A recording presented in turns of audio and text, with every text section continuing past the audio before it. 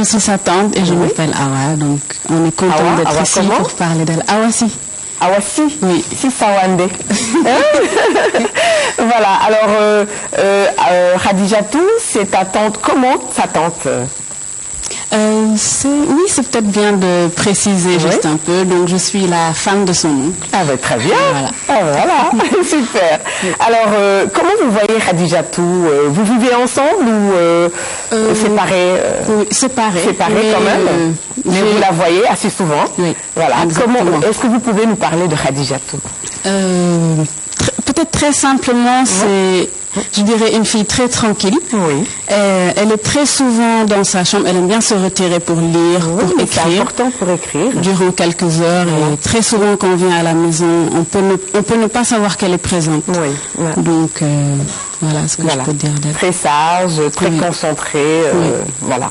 Ça lui permet d'écrire ses beaux poèmes, de dénoncer beaucoup de choses. Exactement. Très bien. Alors, elle est aussi avec son oncle. Voilà. Bonjour. Bonjour, Mariam.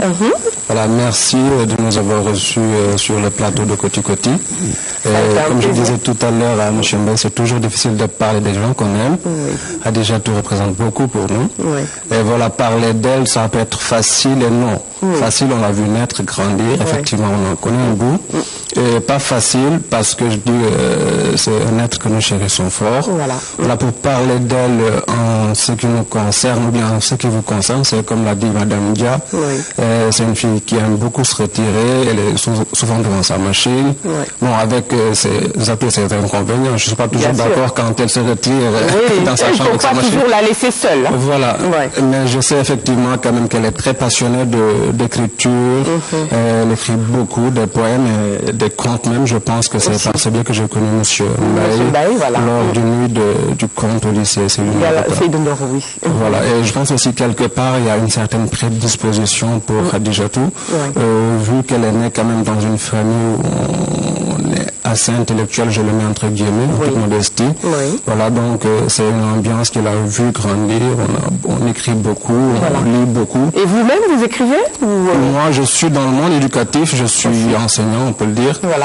Peut-être si je vous dis que Khadijatou est quelque part la petite fille de Cheikh Hamidou Kane, peut-être ça peut vous donner une idée de la famille de... C'est normal, c'est normal. Voilà, donc comme je disais, c'est peut-être cette ambiance aussi qui l'a un peu prédisposée.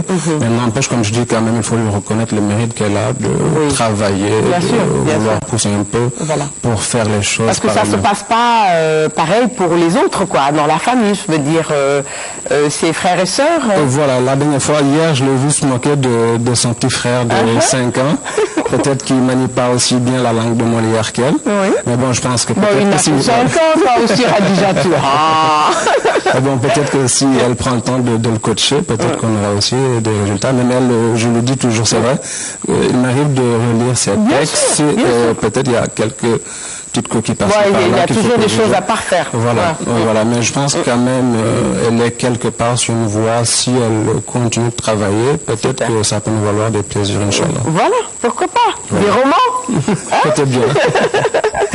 Voilà, alors on va la laisser peut-être nous lire un poème aujourd'hui. Voilà. Et ça parle du viol. Voilà. Ça s'appelle Un silence trompeur.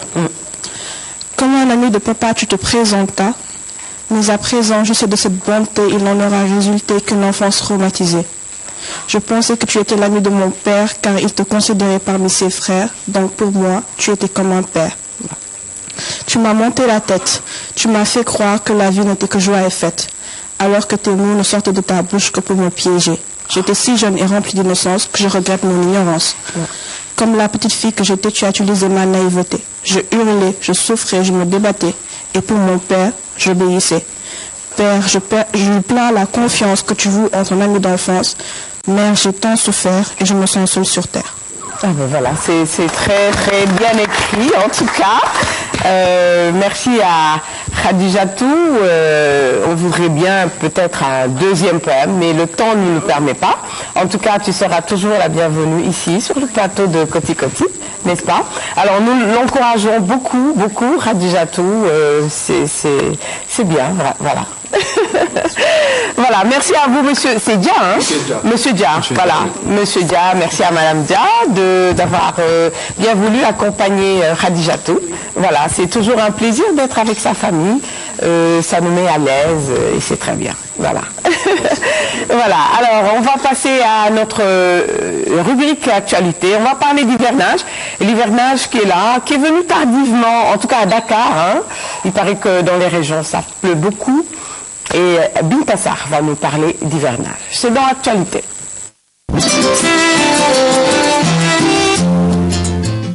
Voilà. Voilà, actualité. Nous recevons Binta Sarr qui va nous parler de l'hivernage. Bonjour Binta. Bonjour Tata Marem. Aujourd'hui, je vais parler de l'hivernage et des enfants. Au Sénégal, hivernage rime avec maladie. Comme nous l'avons tous constaté, les épidémies se déclarent la plupart du temps pendant l'hivernage. Nous parlerons plus des maladies comme le paludisme et le choléra. Et comme toujours, les enfants restent les plus affectés pendant cette saison. Pour dire qu'en Afrique de l'Ouest, chaque année, des milliers d'enfants meurent de ces maladies maudites, causées par des moustiques et l'insalubrité. Et dans certains quartiers, on assiste à des scènes désolantes. Les enfants jouant dans les eaux stagnantes, qui favorisent au développement des moustiques tueuses. Des enfants exposés à tous les dangers du monde. Encore, nous remarquons un manque d'hygiène totale et de non-surveillance sur ces enfants. Voilà. C'était actualité, hivernage. Voilà, les enfants surtout. Hein. Surtout, on est en hiver. Oui. Et les enfants sont fragiles. C'est des êtres très fragiles. C'est la saison des pluies. Quand il pleut, les eaux stagnent, c'est sale et forcément, il y a les maladies. Oui. Et les enfants, on ne peut pas les retenir à la maison. Surtout, il manque de surveillance. Surveillance, qu'est-ce qu'il faut dire aux parents? Il faut dire aux parents d'être vigilants, de surveiller les enfants. Mais pas que les parents, hein, parce que ces enfants-là ont des frères et sœurs, des grandes sœurs, des grands frères, voilà. Oui, la famille. La famille, quoi. Oui, les proches. Oui. Tout le monde doit être au petit soin avec ses petits êtres. Ouais. Voilà. Qu'est-ce que tu peux dire sur l'hivernage, hein? En général, quand il pleut, tu sors? Passe-lui le micro. Non, je ne sors pas. Tu sors pas? Pourquoi? Mais je ne peux pas sortir lorsqu'il pleut. Lorsqu'il pleut. Tu risques de tomber malade? Ouais. Hein? Voilà. Alors, Khadijatou, hein, qu'est-ce que tu conseillerais aux enfants, mais aussi aux parents en cette période d'hivernage? Que les parents qui ne soient pas trop négligents avec leurs enfants, surtout pendant... Désolée, allez, reprends. J'aimerais bien que les parents ne soient pas trop négligents avec leurs enfants pendant cette période d'hivernage, surtout dans la banlieue où il y a eu beaucoup de dégâts, qu'ils soient très présents et que si les enfants ils ont des aînés qu'ils aient des responsabilités vis-à-vis de leurs petits frères. De leurs petits frères, de leurs petites sœurs. Voilà. Un mot? C'est comment d'abord? D'abord, je me présente, je m'appelle Daouda Boli. Daouda Boli. Je suis élève au Limamoulaye. À Limamoulaye. Oui. Ah, tu es le frère de Adja? Oui, je suis frère. Voilà. Et tu fais quelle classe? Moi, je viens d'obtenir mon bac. Ton bac. Ah ben bravo pour vous, pour lui. Très bien. Alors, qu'est-ce que tu penses de cette saison des pluies? Qu'est-ce qu'il faut pour les enfants, les contenir à la maison? Parce que les maladies sont là, hein? Oui, c'est vrai, mais dans cette période, il faut surveiller les enfants, quoi. Les enfants. Il ne faut pas les faire sortir. Oui. Comme, supposons, des fois dans certaines familles, les enfants sont souvent avec les parents, mais à un moment donné, il leur dit, allez jouer dehors. Alors que ça, c'est pas bon. C'est pas bien. Alors que tu passes dans les rues, tu vois certains enfants. Voilà. Sans porter des chaussures aussi. C'est pas bon. C'est pas bon. De toute façon, am na lenn loo xam ne dina dal xale yi. ni ñu koy woowee ci tànk yi ci baaraam yi. Arbis. Ah voilà. Attention. Hein. Voilà. Mais on va demander aussi aux parents, à tout le monde, tous les Sénégalais d'ailleurs, de faire le nettoyage chez eux. Parce que quand il y a la pluie, avec la saleté, je pense que c'est ça qui amène les maladies. Voilà. Alors, merci à vous, merci à Khadijatou, encore une fois, merci à vous. Binta, merci. On se donne rendez-vous la semaine prochaine, Inch'Allah, pour un autre dossier. Et on va terminer cette émission par la rubrique que vous connaissez. qu'on aime, en tout cas ici dans Kotikati. Il s'agit de Yobel et nous allons recevoir la grande Dieynaba Gueye, Djewo. Voilà, Yobel, on va boucler la boucle avec notre rubrique Yobel aujourd'hui en compagnie de Dieynaba Gueye, que j'ai l'habitude d'appeler Djewo, voilà, Dieynaba, qui a sorti un recueil de contes. Hein, elle est conteuse hein, dans les Bontilaires. Ça s'appelle Les aventures de Dessika Lerang, c'est ça hein? Oui, c'est bien. Voilà, c'est un recueil de contes, c'est un conte hein, Oui, qui est là, très long, qui s'appelle donc Les aventures de Dessika Lerang. Voilà, et je pense que Dieynaba va nous parler un tout petit peu de ce recueil. Oui, en fait, c'est un conte très long, mais qui se lit d'un trait. D'un trait? Oui. Oui. Oui. Et voilà, je n'entre pas dans les détails. Oui. Peut-être qu'on aura l'occasion une autre fois. Bien sûr. Mais voilà, le recueil est là. Ça se lit en combien de temps, par exemple En un temps record. En un temps Parce que record. dès qu'on commence, on ne s'arrête pas. On ne s'arrête pas. On a toujours envie de connaître la suite. Très intéressant, oui, voilà. Donc, les aventures de Dessika Lerang. Je dis Rang, c'est bien? C'est bon. C'est bon? Voilà. Voilà. Alors, Dieynaba qui va nous faire un conte. Un très court, parce que là, c'est très long. Et si on commence, on ne va pas terminer. Oui. C'est intéressant, mais bon. Mais donc, je vais parler d'autre chose. Il s'agit d'un groupe d'enfants. Les Bonnes. Le micro. Les Bonnes. Les Bonnes. C'est un groupe d'enfants qui s'est amusé jusqu'au soir. Et subitement, ils ont décidé d'aller en brousse chercher du bois mort. Ils se sont dit oui, allons-y. Mais en passant, ils ont dit à leur maman, maman, nous allons chercher du bois mort pour vous. Les mamans ont dit non, il se fait tard, n'y allez pas. Ils ont dit oui, nous ne sommes plus des gamins, on va y aller. Les mamans pensent que nous sommes encore des bambins. Ah non, nous sommes de gros gaillards, on va y aller. Et ils sont partis. Arrivés dans la brousse, ils ont ramassé du bois, du bon bois, qu'ils ont fagoté en fait. Et au moment de lever ces fagots de bois et de poser sur leur tête, ils se sont rendus qu'ils faisaient effectivement bruit. Donc tout est devenu sombre. Et là, avec leur charge, ils ont marché. Mais attendez, parce qu'au moment de partir, quand leur maman ont dit non, une petite fille s'est levée, elle n'a même pas demandé la permission, elle n'a pas averti sa maman, elle n'a averti personne, elle les a suivis. Donc elle aussi avait son fagot de bois. Donc ils se sont perdus dans la nuit, ils ont trébuché, ils ont eu beaucoup mal cette nuit-là. Ils ont pleuré, ils se sont blessés. Finalement, ils sont arrivés au bord d'un fleuve. Et là, ils se sont dit, au moins ici, il fait un peu clair, donc nous allons tranquillement passer la nuit ici, et demain matin, nous rentrons chez nous. Mais au moment de jeter les fagots de bois par terre, quelque chose est sorti de l'eau. Quelque chose de très grand qui est sorti et cette chose a marché vers les enfants. Et les enfants étaient là. Oui, c'est mon bébé. Oui, qu'est-ce que c'est? Oui, t'es mon bébé. Vous vous êtes perdus. Oui, nous sommes perdus. Oui. Vos mamans vous ont interdit de venir. Vous êtes quand même venus. Voilà que vous vous êtes perdus. Je vais vous aider moi pour ce soir. Mais sachez qu'ici, moi, ce que je dis, c'est ce que l'on fait. On ne désobéit pas. D'accord? Et tout le monde a dit, oui. Venez que je vous montre. Et le crocodile leur montra un lit. Il leur dit, ce lit, je l'ai fait pour mes enfants. Ils ne sont pas là ce soir, ils sont allés à une fête et ils vont revenir demain matin de bonne heure. Vous vous couchez tranquillement le matin avant que mes enfants soient là, partez. Mais au moment de retourner à l'eau, le crocodile se rend compte qu'il y avait une fille. Ah, il y a une fille. Et tout le monde dit, oui, il y a une fille. Ah, d'accord. j'ai bien dit qu'on ne me désobéit pas, moi.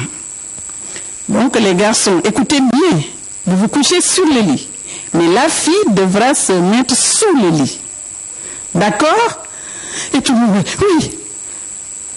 Et le crocodile est retourné à l'eau. Les garçons, ils se sont jetés sur les lits, ils ont commencé à ronfler. Tellement ils étaient fatigués. Mais la fille, elle était toute seule sous le lit. Elle n'osait pas fermer les yeux. Elle n'osait même pas se coucher. Donc elle était là. Et elle s'est lamentée. Qu'est-ce que je vais faire avec tous ces insectes? Mais cette nuit, toute seule ici, j'ai peur. Qu'est-ce que je fais? Finalement, elle se dit, attends, je vais monter un tout petit peu sur le lit. Je vais dormir un peu. Et avant le matin, je redescends. Personne ne saura. Et c'est ce qu'elle a fait. Mais quand elle est descendue, et qu'elle a commencé à faire jour, le crocodile est ressorti de l'eau. Et tout le monde s'est levé. Oui, oui, oui. Ils se sont regroupés. Oui. Ah. Qui m'a désobéi? Tout le monde. Non, non, non, personne. Et même la fille faisait personne. Ah oui, personne. Alors venez. Je vais vous montrer. Il leur a pris une chanson et leur demanda de sauter un trou. Le trou n'était même pas grand. Ils se sont mis en rang. Les garçons, rapidement, ils se sont mis en rang. La fille, sachant ce qu'elle a fait, elle est allée se mettre derrière. Et le premier garçon a chanté. Signele, niele, signele, signele, niele, signele. Nignela, qu'elle fait le signele. Mamma, en kuntu tema signele.